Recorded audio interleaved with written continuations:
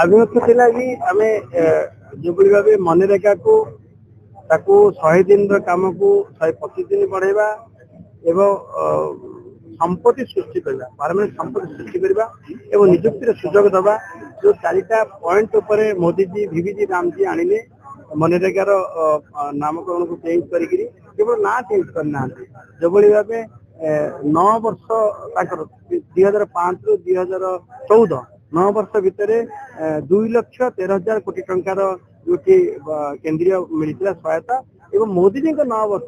8,53,000 कोटी टंकार सहायता होती ये सब आकलन जन समस्त निष्ठार सहित मनरेगा को लगुते किंतु सत्य जहाँ लक्ष्य पूरण हो पारा ना आज आवश्यक दृष्टि भिभिजी रामजी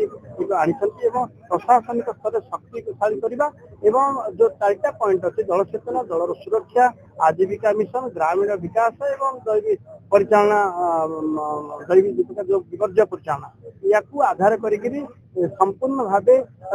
ऑडिट करवा बेरोजगारी भत्तार ग्यारंटी देवा 125 दिन काम ग्यारंटी देवा ये विभिन्न कथा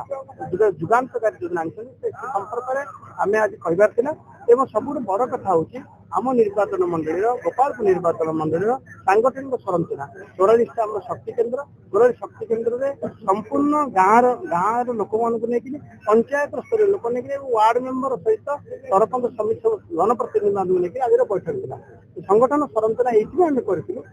गुरु दायित्व आम मिशन हूँ जनकल्याण लोक सरकार